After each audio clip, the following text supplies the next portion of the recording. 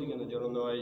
ঈমানদার নারীদেরকে বলবে আল্লাহ পাক রব্বুল ও ঈমানদার নারীরা, তোমাদেরকে আমি সন্তানাদি দিয়েছি, সন্তান দিয়েছি, তুমি পরের মাল সামানা তুমি কখনো ভক্ষণ করবে না, পরের মাল সামানা দিয়ে তুমি কোনোদিন তুমি লোভ করবে না, লোভ লালসা করবে না।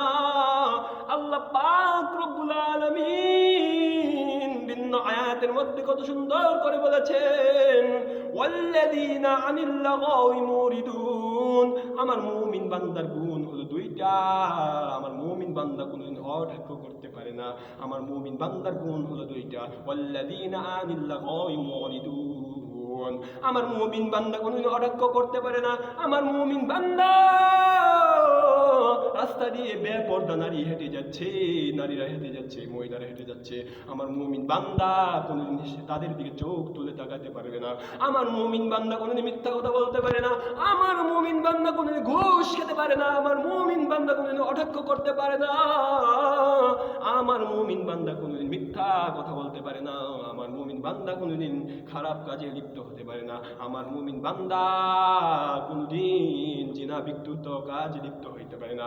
আমার মুমিন বান্দা কোনোদিন হারাম খেতে পারে না। আমার মুমিন বান্দা কোনোদিন অঢাক্য করতে পারে না, ইসলামের ক্ষতি করতে পারে না। আরে যুবক আল্লাহর গোলাম, কোনো দিকে নজর নয়। হযরতে ওমর রাদিয়াল্লাহু তাআলা আনহু সন্তান মক্কা নগরীতে মদ খেয়ে অবস্থিত রয়েছে। হযরতে ওমরের সন্তান প্রেসিডেন্ট, মক্কা মদিনার প্রেসিডেন্ট হযরতে ওমর। তারপরে বললেন, ওগো এই ছেলেটা কি মক্কা নগরী মক্কার ওই মমিন বান্দাতে এভাবে বেহুশ হয়ে মদ খেয়ে তাফসীর খেয়ে পড়ে রয়েছে। তারপরে বললেন, মক্কা নগরীর মুসল্লিরা বললেন, ও ভাইরা আমার, এই ছেলেটাকে এইভাবে পড়ে রয়েছে। পড়ার পরে বললেন, ও এটা তো হযরতে ওমরের সন্তান। হযরতে ওমরকে খবর দিলেন। হযরতে ওমর এসে হাজির হয়ে গেলেন। দেখলো একই অবস্থা, একই হয়ে গেল। মক্কা নগরীর বারিন্দাতে এরকম ভাবে সন্তান, হযরতে ওমরের সন্তান কেন বাধা? হযরতে ওমরের সন্তান এইভাবে পিঠ করে ভাম দিয়ে রাখিয়েছেন। হযরতে ওমর অবাক হয়ে গেলেন।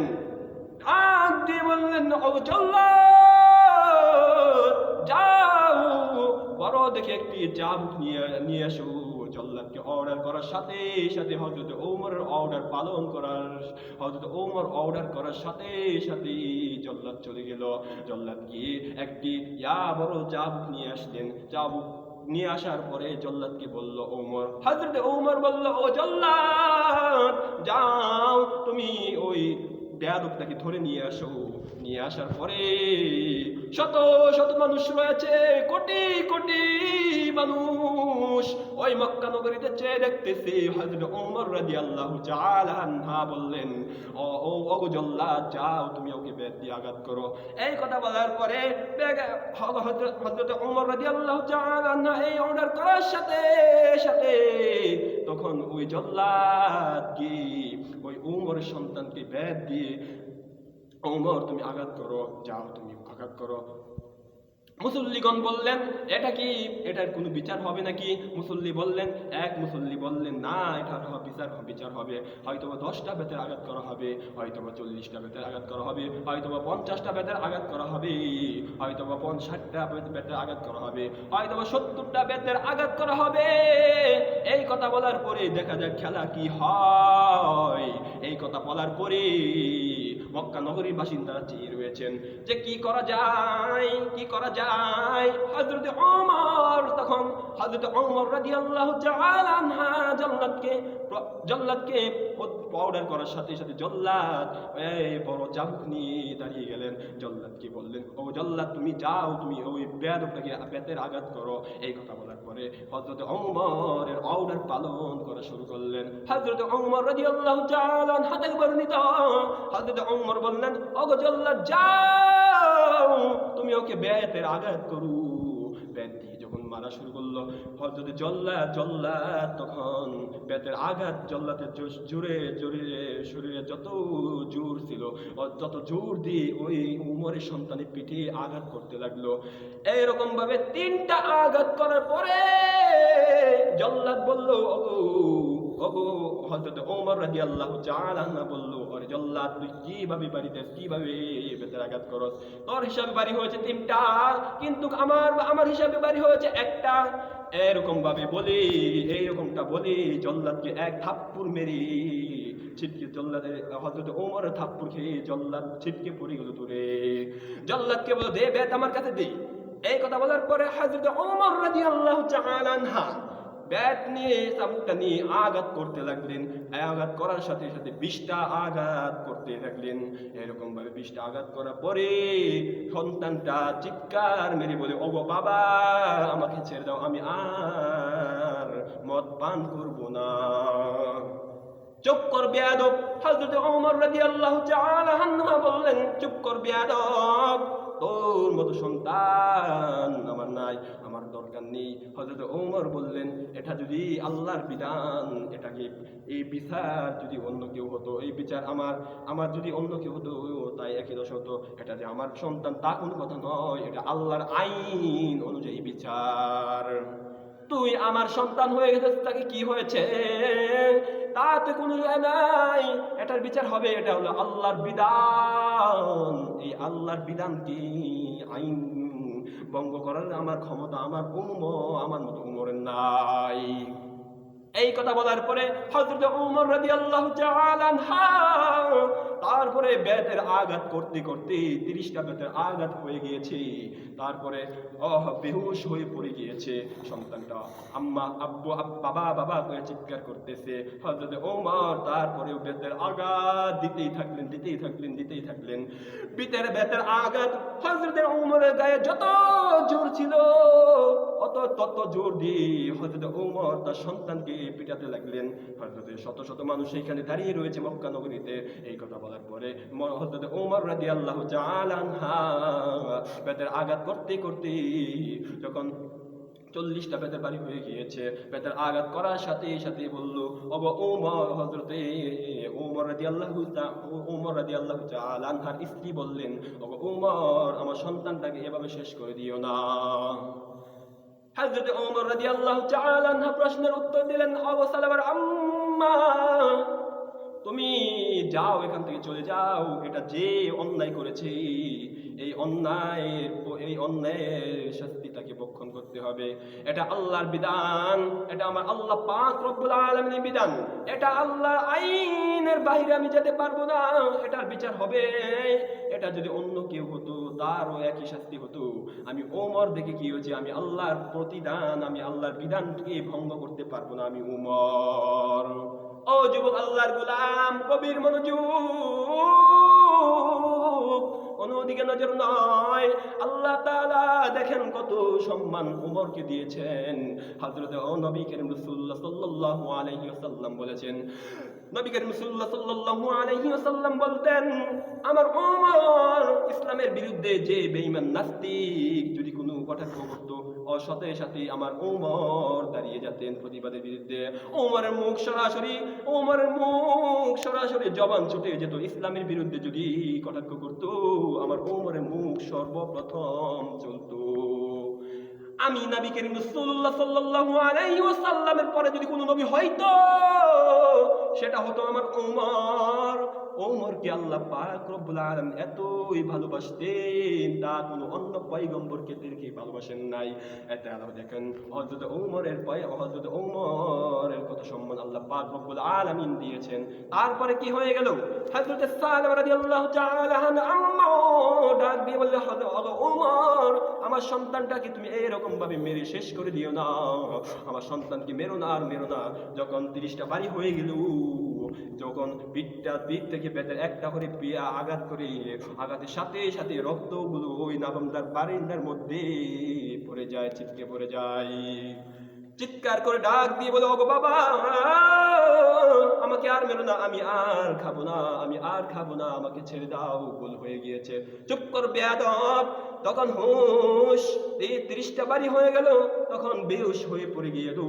তখন ডাক দিয়ে বলে হযরত ওমর রাদিয়াল্লাহু তাআলা আনহু জল্লাদকে ডাক দিয়ে বললেন, ওরে জল্লাদ, তুই যা পানি নিয়ে আস, পানি নিয়ে এসে বেয়াদবটার হুশ পানি ঢেলে হুশ করা, জাগিয়ে তুল। তখন পানি দেওয়ার পরে জেগে তুললো। জাগানোর পরে হযরত ওমর রাদিয়াল্লাহু তাআলা আনহু তারপরে বেদ দিয়ে আঘাত করতে করতে 50টা বাড়ি হয়ে গেল। হযরত ওমরের স্ত্রী বলল, ও ওমর, তুমি ছেড়ে দাও আমার সন্তানকে। 50টা বাড়ি হয়ে গেল। 50টা বাড়ি হয়ে যাওয়ার পরে হযরত ওমরের স্ত্রী বলে, আর 30টা বাড়ি আছে, আর 30টা বাড়ি তুমি আর দিও না। হযরত ওমর রাদিয়াল্লাহু তাআলা স্ত্রী বললেন, ও ওমর, আল্লাহ তাআলা, আল্লাহর কসম খেয়ে বলি, তুমি ছেড়ে দাও আমার সন্তানকে, এভাবে শেষ করে দিও না। তারপরে বললেন, হযরত ওমর বললেন, না না সালমান, তুমি এখান থেকে চলে যাও, আমি আমার এই বেয়াদবের শাস্তি পেতেই হবে, আমি আমার আল্লাহর বিধানকে আমি ভঙ্গ করতে পারবো না। তাহলে দেখেন ঈমানদার বান্দাদের কত নেক, কত সম্মান আল্লাহ পাক রব্বুল আলামিন দিয়েছেন, তা কোনো অন্যান্য পয়গম্বরকে দেন নাই। হযরত ওমরের ঈমান কত কঠোর। এই কথা বলার পরে হযরত ওমর রাদিয়াল্লাহু তাআলা আনহু বললেন, ওগো সালমান আম্মা, তুমি এখান থেকে চলে যাও, তুমি যদি।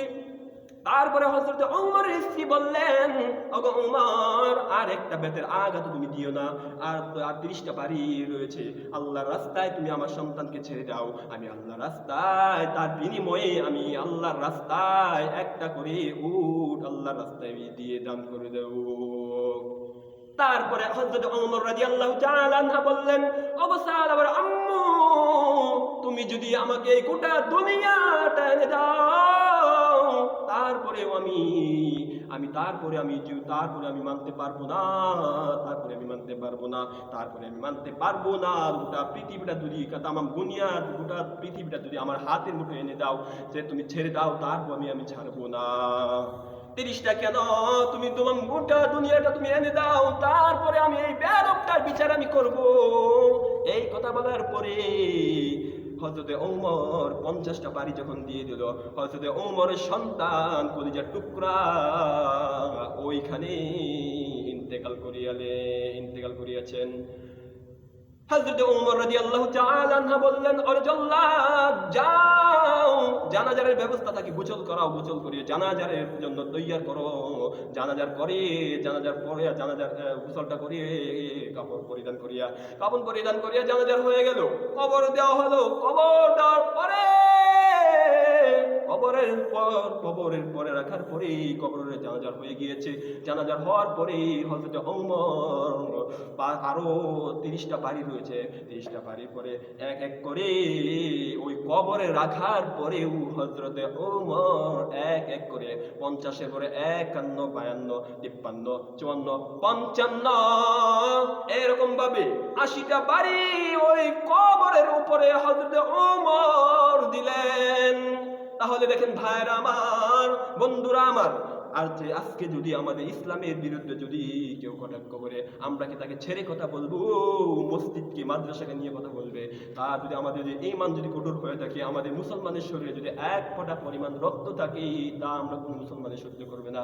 এর যুবক আল্লাহর গোলাম, কবির মনোযোগ, কোনো দিকে নজর নয়। ইসলামের বিরুদ্ধে যে বেঈমান নাস্তিকতা বলবে, আল্লাহ পাক রব্বুল আলামিন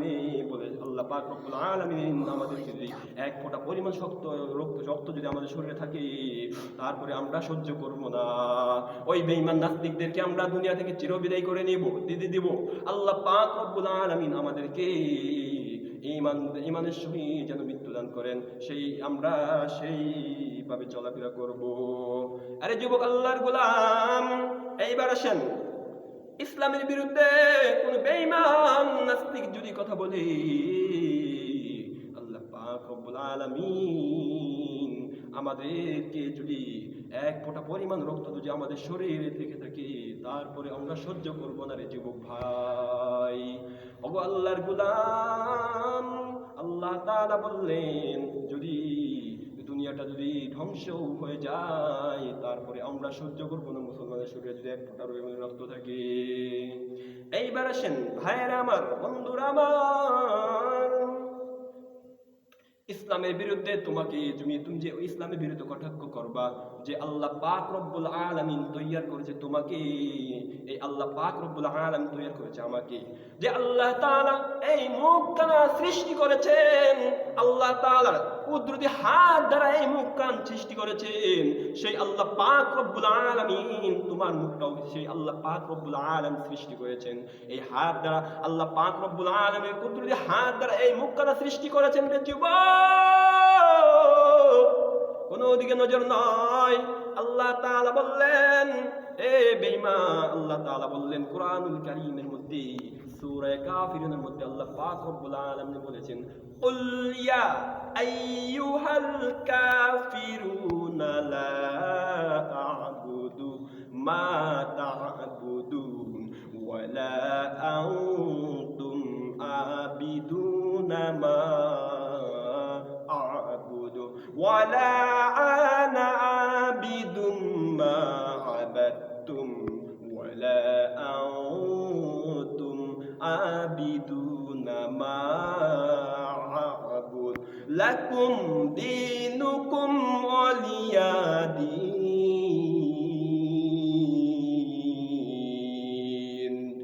বেঈমান নাস্তিকদের আল্লাহ পাক রব্বুল আলামিন আয়াত কারীমা নাযিল করে দিলেন। ওই বেঈমান নাস্তিকটা মূর্তির পায়ে সিজদা করে আল্লাহ পাক রব্বুল আলামিন তখন আয়াত কারীমা নাযিল করে দিলেন, মূর্তির পায়ের নিচে সিজদা করে, মূর্তির পায়ের নিচে সিজদা করে আল্লাহ তাআলার বিধানকে ধ্বংস করতে চায়। কিন্তু আমাদের শরীরে যদি এক ফোঁটা পরিমাণ রক্ত থাকে রে যুবক, আল্লাহর গোলাম, আমরা কোনোদিন সহ্য করব না। এজন্য ভাইরা আমার, বন্ধুরা আমার, কোনো দিকে নজর নয়। ও